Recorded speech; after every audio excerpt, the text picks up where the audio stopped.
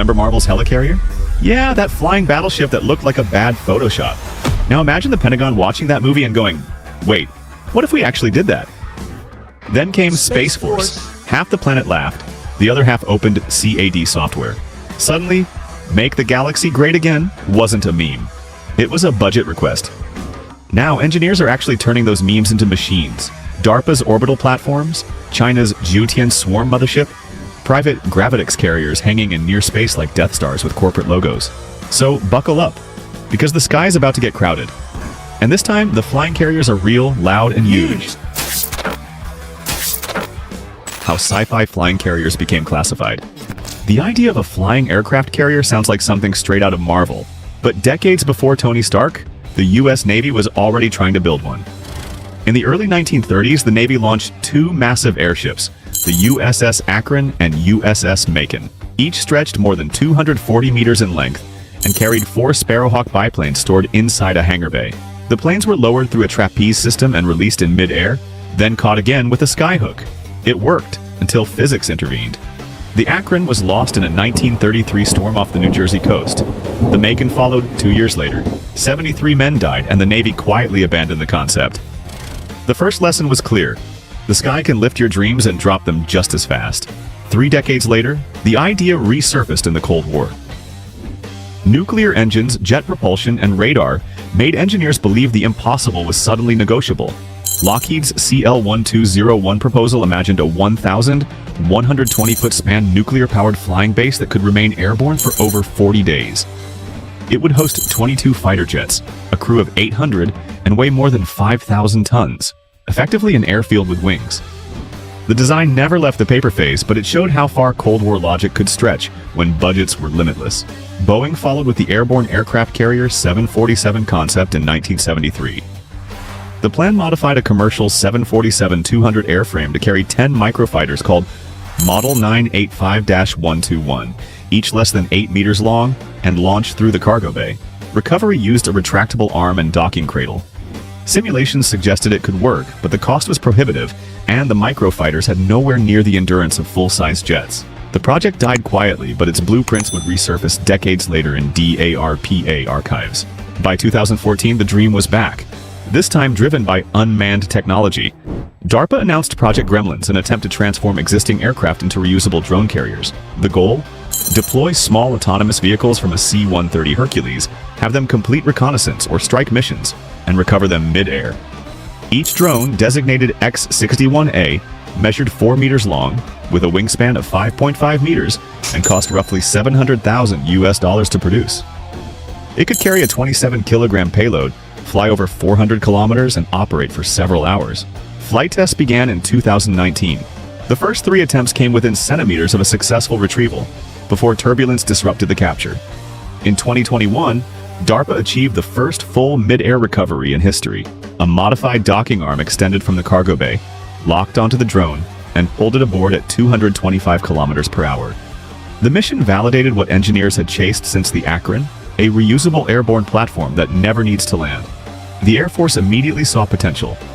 A single C-130 could launch and recover 4 Gremlins within 30 minutes, each equipped for surveillance or electronic warfare. The drones were cheaper than cruise missiles, yet reusable, offering persistence without risking pilots. DARPA concluded the system could reduce operational cost per sortie by 40% compared to conventional UAVs. Next came the Loyal Wingman Initiative. Instead of recovering drones inside a mothership, the Air Force began pairing them with frontline fighters.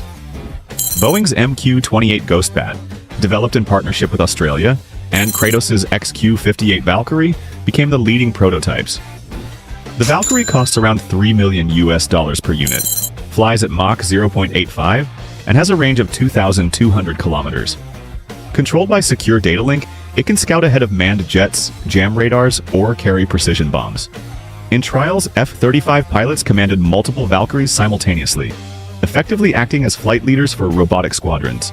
Complementing that is Skyborg, an AI system designed to manage these drones in real time. Skyborg processes sensor feeds, navigation data, and threat recognition faster than any human.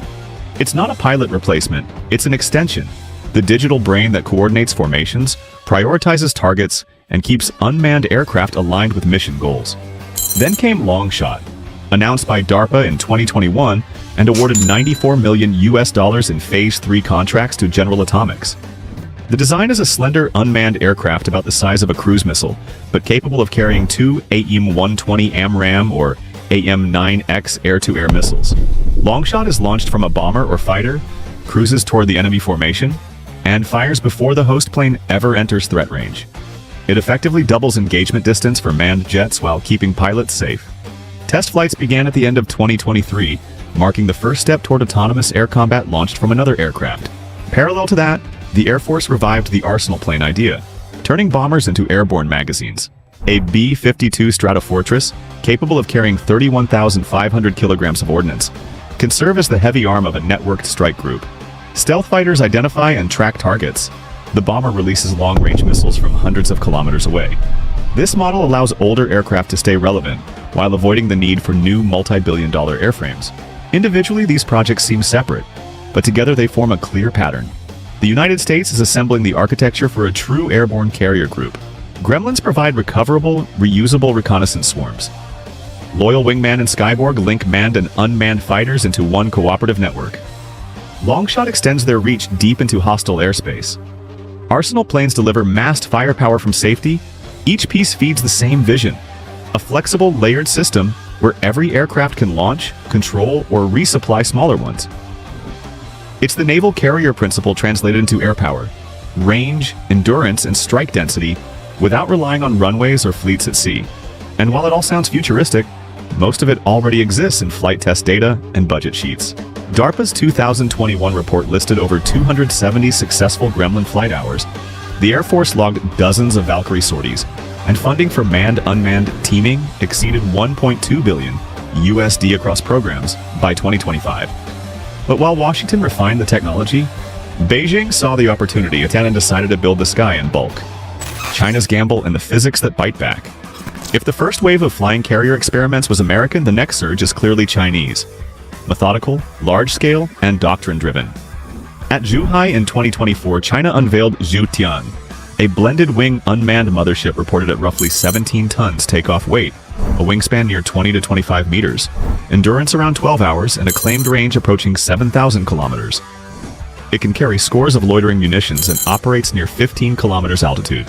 The concept is straightforward: launch many small attack or ISR vehicles, overwhelm defenses, and accept attrition as part of the cost model. China is also pursuing hypersonic carrier concepts. Some leaked designs revive oblique sweep or variable geometry wings and target speeds in the Mach 5 to 6 range with stratospheric flight profiles.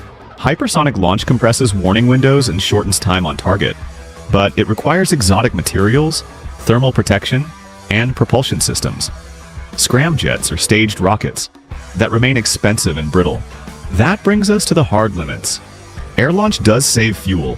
Releasing a vehicle from 15 to 20 kilometers cuts delta V and propellant needs by about 25 to 35% compared with ground launch. But lifting mass to those altitudes is costly. Each extra ton of payload demands larger wing area and stronger structure, which increases weight and radar cross-section. Detection risk grows non-linearly with size. Doubling wingspan often more than doubles the signature problem. Recovery and handling add another layer of difficulty. Docking a drone in turbulence at hundreds of kilometers per hour requires centimeter-level guidance and control in 3 axes, while compensating for unpredictable wakes and gusts.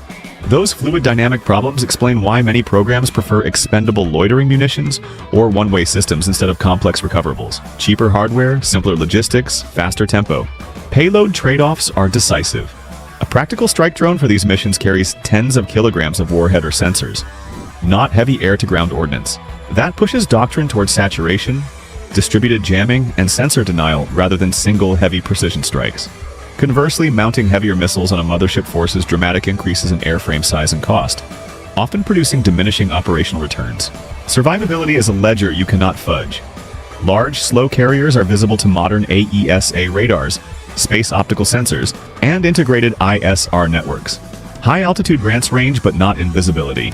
Countermeasures such as long-range interceptors, directed energy, and coordinated EW can blunt swarms, particularly when defenders combine layered SAM networks, ship-based Aegis capabilities, and airborne interceptors. That forces attackers to accept standoff operations, heavier escorts, or stealth investments. So why press on? because the strategic payoffs are real when the pieces fit. Airborne or near-space carriers buy rapid reach, assets that can reposition across theaters in hours, bypass basing politics, and launch swarms on demand. They create a cost asymmetry. Cheap, expendable drones force defenders to expend far more expensive interceptors or motors. They enable launch on demand to near space, saving propellant and shrinking deployment timelines. And they shift risk away from pilots and capital platforms onto unmanned systems. The result is an operational posture that values tempo, redundancy, and mass. For states that cannot match blue water carrier fleets or overseas basing networks, airborne and stratospheric carriers offer an alternative. Project power through numbers, rapid launch, and distributed assets rather than singular platform dominance. The sky isn't just blue anymore, it's a launch pad. Every nation's racing to build flying carriers, drone hives, and maybe a Space Force 2.0 with better Wi-Fi. Billions are flying faster than the prototypes. One wrong line of code and someone's weather balloon might start World War III. The future of air power is here. Loud, fast, and slightly insane. Hit subscribe, drop a like, and keep your seatbelt fastened. Because the next arms race is taking off above the clouds.